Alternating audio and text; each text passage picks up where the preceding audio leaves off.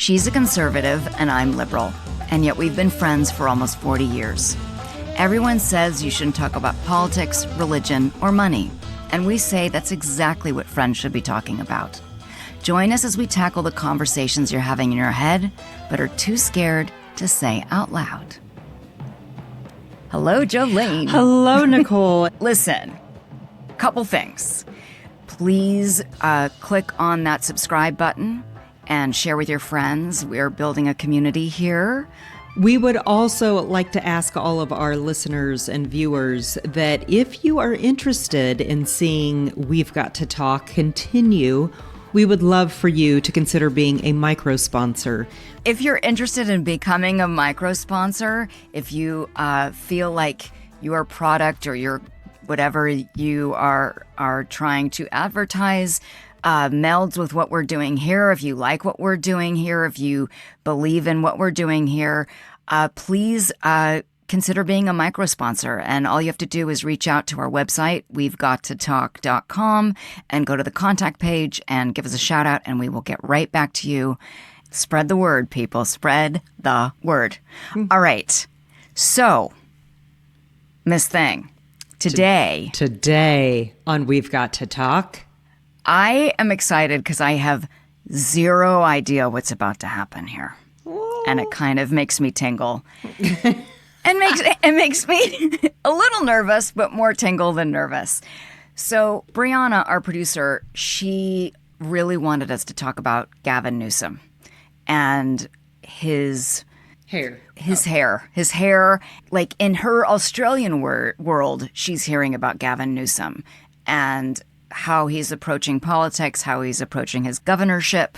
And she sent us a bunch of things to look at, which we will also put in the show notes so that you can have a look as well, which might be fun.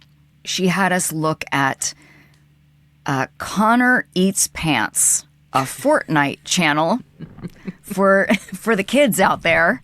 She had us look at his TikTok account and how creative she thought it was. And then a Stephen Colbert interview that he was on. And then this, I thought, really incredible episode, Diary of a CEO, where he was a guest on this past summer. She gave us all this homework, and she was like, go do it. And so here we are. And I think we've seen all the things and read all the things. Yes. Is this correct, Jolene? Yes, this is correct. I did the homework. Okay. And listen, I have my own very non-history, but we went to high school together, Gavin and I. He was a junior and a senior when I was a freshman and a sophomore. So I only knew him as a big kid, that he, on the front lawn where we would hang out, he literally wore a blazer, a button-down shirt, his hair slicked back, sometimes a tie, every day. And you're always like, who's that grown-up? Who's a kid? Which is funny because now that you listen to a story like the Diary of a CEO, and that is not, those two stories don't go together for me, because when I heard you talk about him, that's what he looked like and acted like in high school, that's not kind of the story that you got from him growing up, right? That he grew up by a single mom, kind of an absent father. Definitely not. I mean, I didn't know him. Yeah, I didn't know him. I knew that his friends were these hyper rich kids from San Francisco, like the Gettys, which if you're a San Franciscan, you know who the Gettys are. But for those of you that don't, the Gettys are an incredibly blue blood rich family from the San Francisco Bay Area from the beginning of basically California. And so those were the kids he hung around. I can't speak to it, but I agree. And then because I watched the Diary of a CEO, I watched it on YouTube versus listening to it. Mm-hmm. And so they had all these really great pictures. And there was a photograph of him in a blazer with a scarf. I was like, that's who I remember. That's who I remember. Let's start at the beginning. When Brianna was asking us to do this subject, what was your initial reaction to it? And when you went through the material, did your thoughts change at all? My initial reaction, I'm going to even back up. I thought that when Biden had decided to step down, I thought that it was going to be Gavin Newsom. I thought that that the Democratic Party the Democratic National Committee would put Gavin forth. I think as a Republican, we just assumed that Gavin Newsom would be a contender for the Democrat nominee for the next presidential election. So I think I've just always kind of had an interest in him because he is very presidential, And, okay, so when Brianna asked us then to look into him, and I started listening and watching and all the things, I got to, who he reminds me of? Bill Clinton. But he's very charismatic. He has that, listen, I'm just a poor kid from San Francisco who is an entrepreneur, and I worked hard, and I've, made my way. I mean, he has a really compelling story. And so listening to him tell his story, he's going to get a lot of people who contrast him to Trump and go, you could either look at this as there's a lot of similarities or they're completely different. And if you hate Trump, you're going to probably think that Gavin Newsom is the greatest thing because he's going to be completely different. He's going to be a man of the people and just very understanding and loving. And, he cried during his interview when he talked about emotional moments in his life, something that Trump would never do. So he's doing a really good job of telling his story. And I think also being the anti-Trump for the Democrats. Okay, what do you think? So, strangely, I have these memories of him in high school, but I didn't know him, right? So he was like the older boy.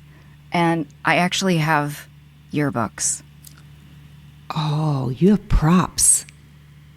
I have props, y'all. So I thought it would be fun to... There's not a ton, but this was, 1984. And there he is playing basketball. Oh, hello, Gavin. Okay. Hello, Gavin. Okay. And then this would have been his senior year. Let me see here. Give me 1 second. Okay. There's Gavin right there. Oh, yep. There he is. Okay. Okay. And here, this is the picture that was in the Diary of the CEO. I knew it was a yearbook picture. This picture, that's Gavin. And that's what I remember. Oh, yeah. And if you watch the Diary of a CEO on YouTube, you will see that. And it's funny because when I saw that picture, I was like, I know that picture. That's from my yearbook. But anyway, funny. So I had this idea of who he was, and then I knew him as a mayor. I knew Plump Jack Wine, the wine store and restaurants that he created, because I'd come home to San Francisco all the time, in my 20s and 30s, and he had these really great venues and wine store. I mean, it was just cool. So then I knew he was the mayor, and then, he had some scandals, which he actually talks about, and he was what I appreciated with Diary of a CEO especially was it seemed so organic. One thing that I appreciated that Stephen Bartlett said at the very end of the interview was I so appreciate how much you shared, and that your team never said I couldn't ask anything. Like there was nothing, everything was on the table. Nothing was off limits. That's what it seemed like from the conversation. Where I started to get impressed, because that scandal, and when he was mayor, he wasn't married anymore, but he had an affair with his chief of staff's wife. I mean, it was ugly. It was all over the news. I knew people in that world, it was tainted for me. Mm-hmm. So I was like, ugh, this guy, right? And then, he gets older, starts to grow up, and the Biden debate last year that went horribly wrong, as we all saw. After the debate, Gavin was interviewed, and he was so articulate and real. He didn't try to spin anything. He seemed genuinely concerned for his friend and mentor, but didn't also throw him under the bus immediately like everyone else did. I was intrigued by that. I was like, huh. Do you think that could have been, though, because people were wanting him to take over? And so he had to play it cool? I don't know how he would know that, because it was like literally 30 seconds after the debate. Oh, gotcha. Okay. I mean, maybe in his brain he would, but it just seemed, because we were all completely shocked about what happened. Even Trump was shocked during that debate. Yeah. So that's where I started to be curious about him. Like, he's interesting. He actually doesn't seem like he's totally full of shit, which I think the way how slick he is, the way he looks, I think he gets that rap. I mean, I honestly, as I told you, when I watched The Diary of a CEO, I cried when I heard his story, because I felt so sad that this boy that I certainly knew him. I mean, I didn't know him, but I would see him at school, that there was a juxtaposition from this, how he would dress and appear and what was going on in his life, and how hard it was, and how it just sort of made me think about, like, we just don't know what's going on with people. They might present one way, but you have absolutely no idea what's going on in their life. Yep. Yeah. And like, honestly, better to give someone grace because you have zero idea what's happening. Yep. Right? So I was really moved by that interview. I mean, he's a politician. I watched part of that Fortnite thing. I didn't watch all 3 hours. Yeah. Did you watch? No, did you watch I some watched of it? it. Okay. No, yeah, I watched the first part of it. Yeah. I was most impressed that both of them could play a video game and talk about real stuff at the same time. That is so true. I was like, wow, my I'm ADD, so old. my ADD right? brain And couldn't have done that. I can't I was like, Gavin, I'm impressed. And then the guy was sort of giving him shit because he would like die and I'm like, how is he supposed to play the game and talk? But one thing that Gavin said in that interview that I really like, as we know that he started his podcast, I think a week after we did. And so I was super intrigued that he was doing this podcast where he was bringing completely opposite voices. His first guest was Charlie Kirk. He had Steve Bannon on, and I listened to all these people, and I've never listened to them before. Yeah. And I was really curious because I thought this is not totally what we're doing, but a similar, let's talk to people and ask questions and get curious. And one thing that he has said time and time again, he said, you need to meet people where they are. Mm-hmm. So he's not trying to play down or lecture, which I feel like the Democratic Party a lot these days is really good at that. Telling people how smart we are and what needs to be done versus listening. Yep. He's had a lot of, he's younger. He's not 60 yet, right?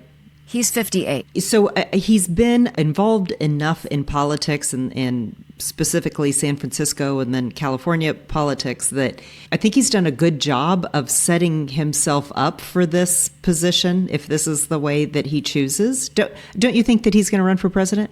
I think so. Yeah. I mean, he he's came out with ready a book. To say it. Yeah. Yeah. I think so. I mean, I liked his story in The Diary of a CEO where he said, like, he just tells you, like, he was a very successful entrepreneur at that point. And he was complaining, he would complain to the city about the parking and traffic. And Willie Brown was our mayor. And he in San Francisco, he's a super famous guy. Like, he's a character, Willie Brown. And Willie Brown called him and said, hey, will you come and be on the film commission? And he's like, oh, okay, sure. And he gets to the meeting, and Willie Brown's like, you're going to be in charge of parking and traffic. and he was like, okay. Like, he just said yes. He's like, I'll try it. Yeah. And I commend people like that. And he's worked really hard in that way. and he's sort of like step by step gotten to where he is. Yeah. And I think what I appreciated from, I think it was, you could hear it more because it was a 2-hour conversation with Stephen Bartlett versus a 15-minute interview on Stephen Colbert. Yeah. He even had some touch points playing video games. I got to give him some credit. Well, he's dyslexic, and he talks about how dyslexics are really good at failing, and that you fail and you have to get back up, and that he will always talk about his failures, or that if something doesn't work, he'll try something different, which I think is a real positive in a person, let alone a leader. That he's willing to admit when he gets things wrong and things like that. Again, if he's trying to set himself up, and not that he's running against Trump, because Trump, no matter what you Democrats say, no, he's not going to run again. Don't worry. Do you have some inside intel, my dear? There's no way it's going to happen. Calm down the liberals. It's not going to happen. So stop saying that. I think that, again, I think that's... All right, everybody. Jolene has said that is someone that is trying to bait you into thinking that Trump he can do it. He can't. Listen, I don't think he's going to be alive because he's just old. He's fine. Don't you think? Yeah, for another 3 years. Anyway, I think he's fine. Dude, he's old. Anyway, I think. The first time that I really heard about him, I think really knew anything about him, though, was during COVID when he got in trouble for the shutdown. Know. That was such a dumb move, Gavin. Then there were pictures of him. He went to the French Laundry. At his restaurant, at his Napa Valley. No, it wasn't his restaurant. But so French Laundry is like the reservation. If you are a foodie of any kind of foodie, in the foodie world, you want to go to the French Laundry in Napa. It is the most impossible reservation. And so, it was a horrible thing that he did. And he will admit that was the stupidest move. And it was, Gavin. It was a really dumb move. That during COVID, he got a reservation and went to the French Laundry with his friends. Everybody else in California had to have masks and had to be social distancing, but he showed up and nobody had a mask on and nobody was social distancing. And so there was this huge disconnect of, you're in charge and you're going to do what you want, but you're telling us that we can't go to restaurants. And it was a real bad move. Yeah. Really bad move. So I think that's the first thing as a Republican that doesn't live in California. Was the first thing that we're like, this California governor is a little naughty. Well, because I would think too because I would imagine, he looks slick. Yeah. He's handsome and he wears nice clothes. And sometimes there's this idea that the coastal nominees never can win because they can't relate to America. Everybody else, yeah. And what do you think about that with him? Obviously that's a really bad impression that you experience, I would imagine, when that French Laundry. Yeah, but as a Republican, we're all going, no, why are we social distant? Like, we all thought it was such bull crap that we're like, okay. That's true. You're like, that's my guy. Right. Like, we should all be doing what he's doing. Pissed. Yeah. That is very funny. And makes sense. Right. You Democrats are so high and mighty. You're telling us what to do, but then you go off and go do your own thing. And we're like, no, let us all go do our own thing. Yeah. So here's where I think where my mind is going with Gavin Newsom. He is this Bill Clinton-esque, slick, smooth talker. He feels your pain. Type of. But did you feel that Bill Clinton was sincere?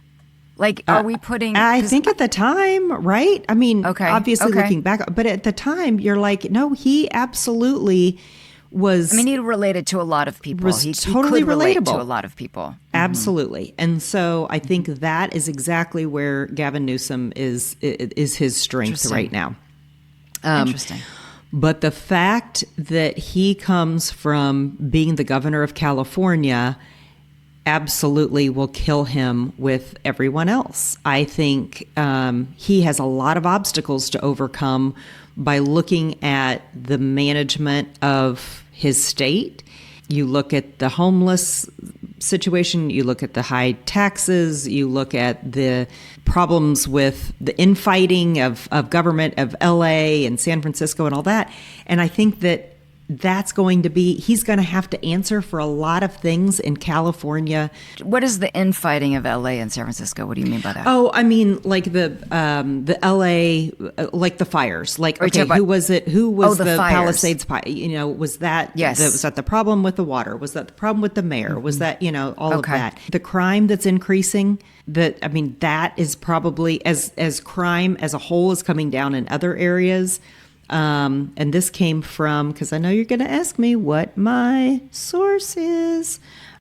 Well, because this morning I was listening to the news, and that NVIDIA asked Trump to not bring the National Guard in.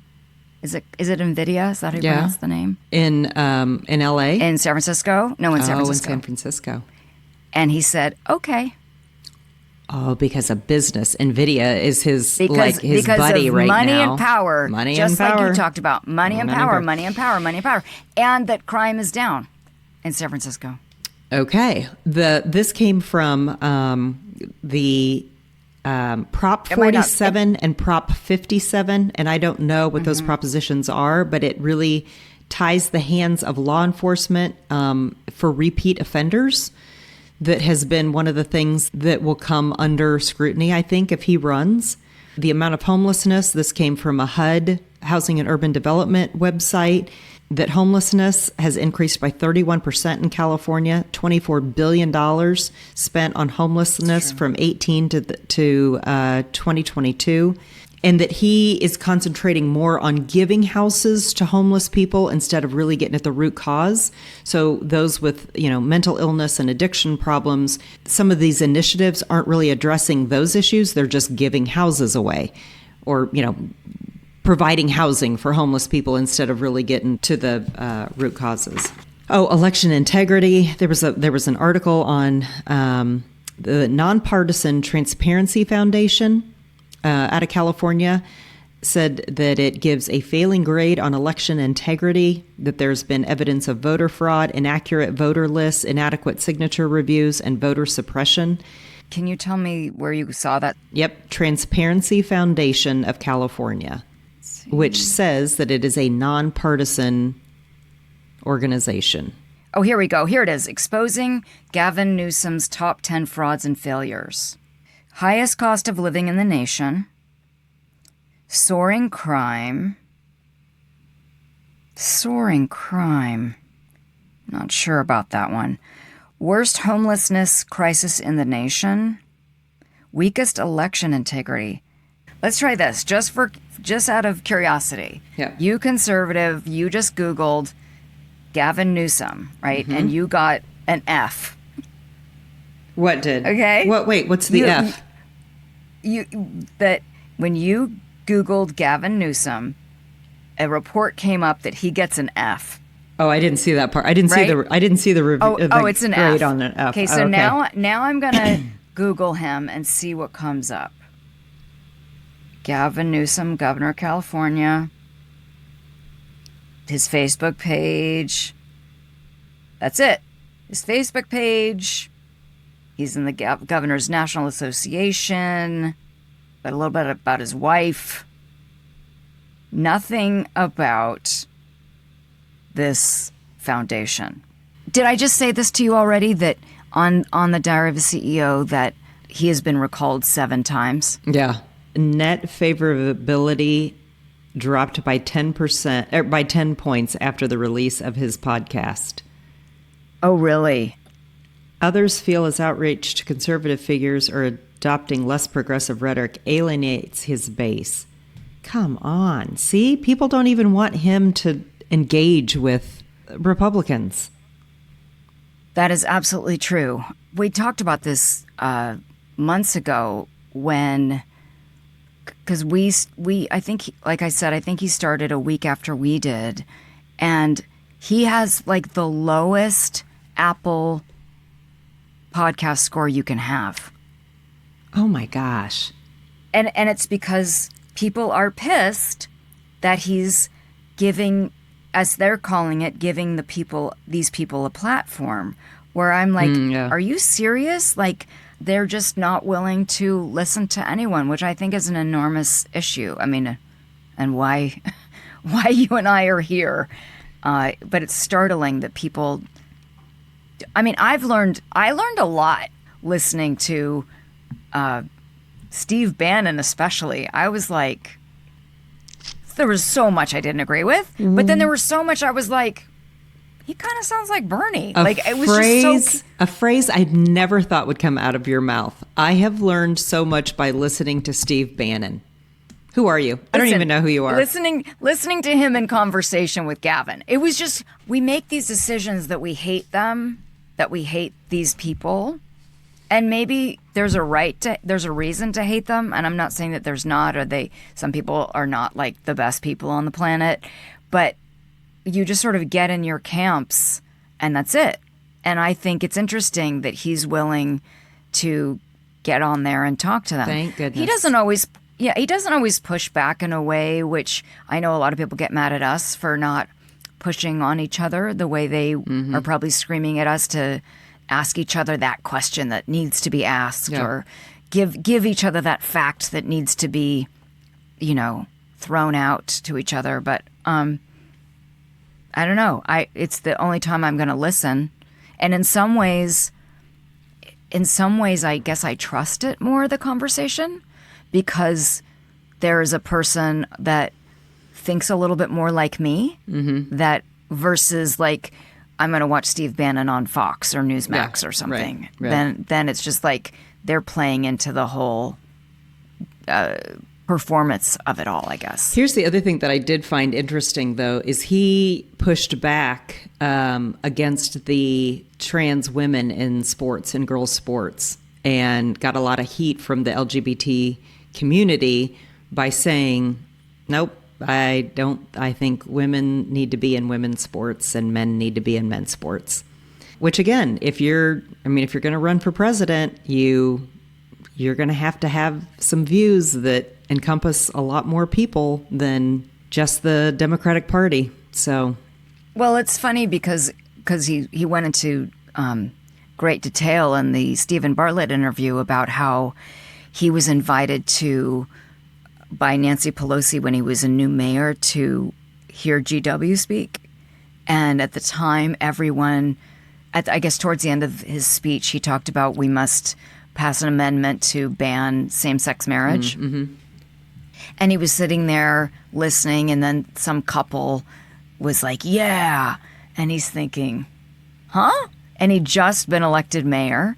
And then I guess he left the room and he called his chief of staff and said, I think we need to start marrying couples. And so and he is the first one. Yeah. He started marrying same-sex couples, and he's very passionate about gay rights and marriage equality. And so I think it's really interesting how he seems like he's thinking about things and thinking about what he thinks about it versus always listening to is it popular? Okay, here is something interesting to me.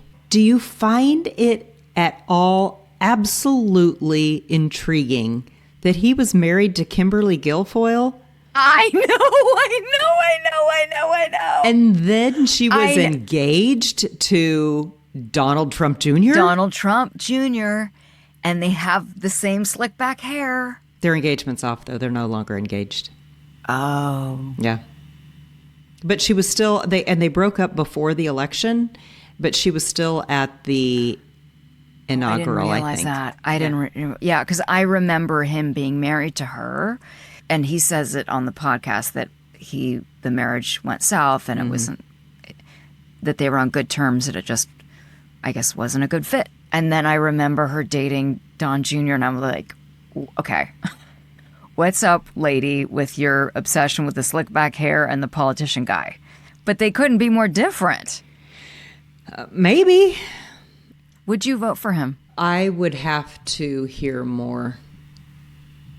I wouldn't say that I wouldn't, It concerns me that he is the governor of California, and I think of California as being in a mess.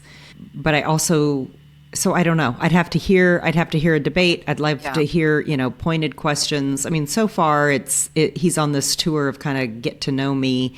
He's written this book, kind of a memoir. Until he gets some policy questions and we know like who he really is from a political standpoint and not just a emotional or personal standpoint, I don't know. Yeah. I mean, I appreciate from what she was sending to us and just following him in general that I really like that he's talking to all kinds of people. Yeah. I think we're craving that as a society too. Yeah. Republicans as well. We're craving authenticity. We're craving tell it like it is. We're craving telling us real stories versus the,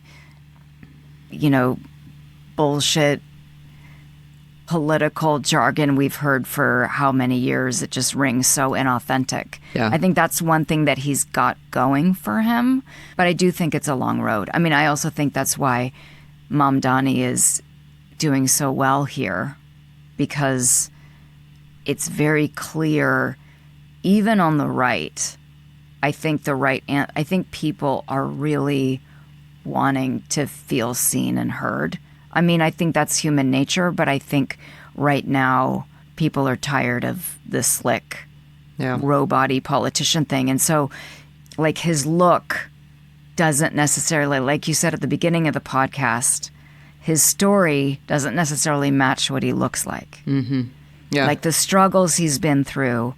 I really appreciated that he shared those struggles. It was more of a reminder of you have no idea what people go through. I find it really interesting, though, that you said at the beginning that he hung out, though, with the super rich and super famous. And not famous, not famous, but his father had been in California politics, and from what I gathered, he wasn't really in the picture. That his world was connected to these boys, the Gettys. So I find it interesting, like knowing that he was this poor kid with a single mom and a sister at home, but he was hanging out with the rich kids at school. It sounds like that's exactly who his dad was. His dad, they didn't have any money as a family, but his dad was hanging out with the hoity-toity people, kind of putting on a persona of being somebody that he wasn't. Which is what his mother did not want. Yeah. His mother did not want him to go into politics. Yeah. His mother did not want him to be like his father. Yeah. But I found it striking because I listened to the interview twice, because I listened to it a while ago. And so I listened to it the other day, and I was Stephen asked like something along those lines, and what would your mother think? And you just heard him pause, and he was like, I hope my mom would be proud of who I've become and the father I am. And it was just like such a simple thing that's kind of all that matters. Like, you're always the kid. You're always hoping you can make your mom and dad proud. Have always. Your parents' It doesn't approval. matter. Yep. Right. It doesn't matter that he might be the president of the United States. He really hopes his mom is proud of him, which I love that he was vulnerable in that way. If Donald Trump were to say that, what would be people's reaction? Listen, I would be thrilled. I would be thrilled. Maybe people would think that like there's been an exorcism or something, but I would be thrilled to see him more human. Yeah. I mean, I hear that when you're around him, he's very engaging and charming, and you can see sometimes he has a sense of humor. Mm-hmm. But I don't know. I think our generation, as in the Gen Xers, and that's what he's in, what Gavin is in, I think we aren't afraid of our emotions in the same way.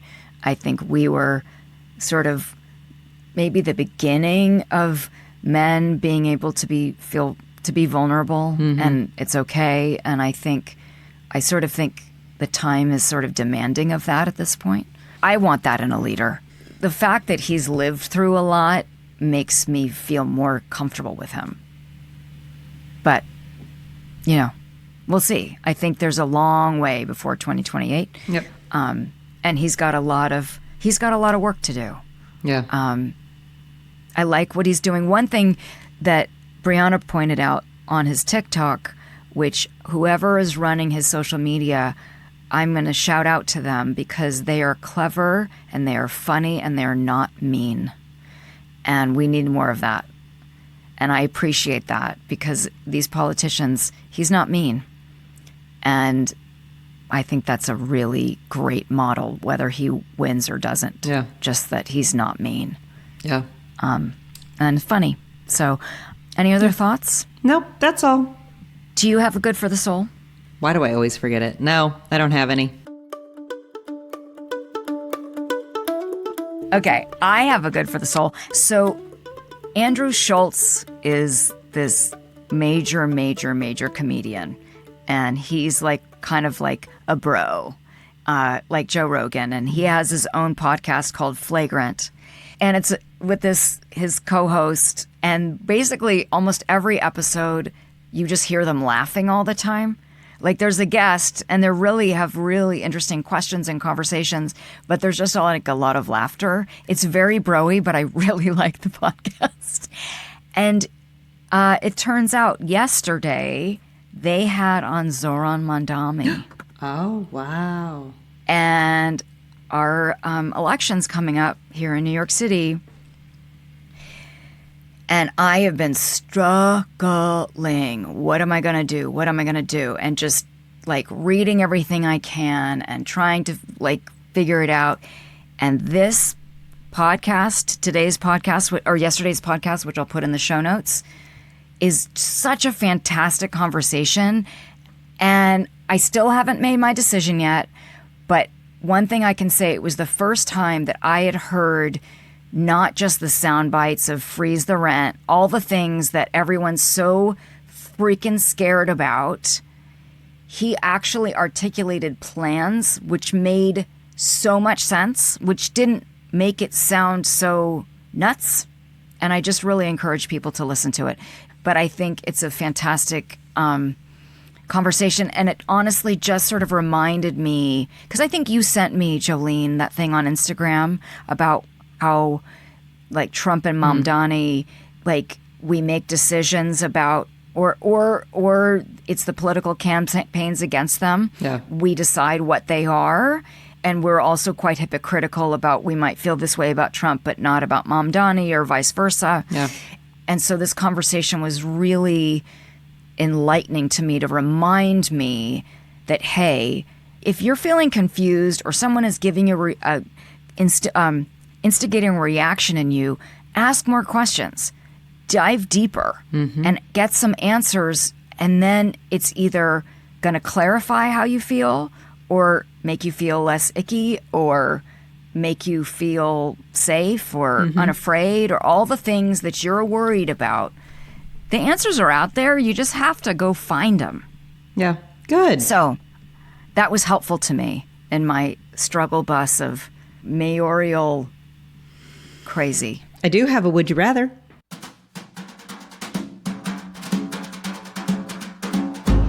Would you rather have dinner with Gavin Newsom at French Laundry?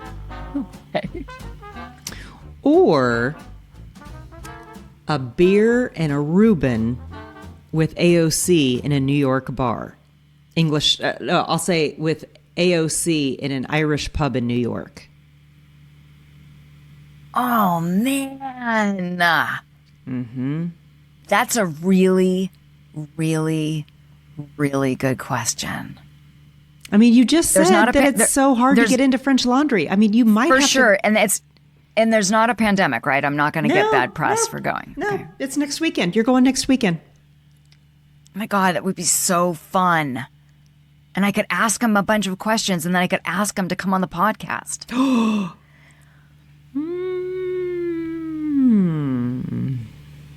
But AOC seems so cool. But here's the thing. And you're just having a beer and a Reuben with her. Listen, I love that you're very specific that I'm going to have a Reuben. Mm-hmm. It could just be a pastrami. And maybe it doesn't have to be. And maybe it's at Katz's Deli. Yeah, that's kind of what I was thinking. Irish pub. Yeah. Okay. Yeah. So here's the deal. And maybe this is playing both sides, but there is a possibility that I could actually run into AOC in New York City and go have a beer with her. Because she'd be a fun hang, I think. I bet she's fun. Mm-hmm. It's Gavin at the French Laundry. I knew it. It has to be. I got to talk to him about high school. I got to talk to him about Redwood High School. And you get to go to French Laundry. There's that. Would you like to come? Yes. You get a +1. Are you choosing me? Yeah. Okay. Right on. I'll go with you. Okay. All right, cool. Cool. Because then you can ask him a bunch of questions and see and, okay. detect. You can see what's happening. Okay. Yeah. Would you rather be colorblind or lose your sense of taste? Oh, 100% colorblind. Yeah. Do not take my taste away. Could you imagine? That would be horrible. Well, as soon as I wrote it, I was like, this is a no-brainer. The girl talks about food all the time. So you just live in black and white and eat some delicious food. Well, although colorblind isn't really black and white. I know it is. Okay. I had a boyfriend that was colorblind, and really? Brian was colorblind. He was? I did not know that. Which is kind of a bummer for dating a redhead, but he did not appreciate you. Well, I remember I had this shirt. I had it in sort of like a rust brown and an olive color, and he thought, and then it was years before I realized he thought I was wearing the same shirt all the time. Oh gosh, that's funny. Well, darling. Well, this is good. I hope that we get to take a look back on this episode after Gavin is running as the Democratic nominee for president in our next election and see if we knew something. And again, we're going to have all this stuff in the show notes if you want to check out the interview with Stephen Colbert, the Fortnite interview with Connor Eats Pants, and the Diary of a CEO, Stephen Bartlett. That was a wonderful interview. And a link to Gavin's TikTok? And the link to Gavin's TikTok. Yes, absolutely. And a link to the Good for the Soul as well. Good. And thank you, Brianna, for always challenging us. Bringing this to our attention. Yes, the Australian wanting us to talk about Gavin. Listen. What does she know? I don't know. And clearly he's got some riz if Australia's talking about him. Right. Thank you for listening and watching. Press the subscribe button. Please subscribe. Yes. Okay. Thank you. Bye, honey. Bye-bye. We've Got to Talk is produced across the world by the wildly talented, creative, and hilarious team at Bambi Media. Our theme song is Jump Jive Swing by Space Train Unlimited. Thank you so much for listening, and join us every week for another episode of We've Got to Talk.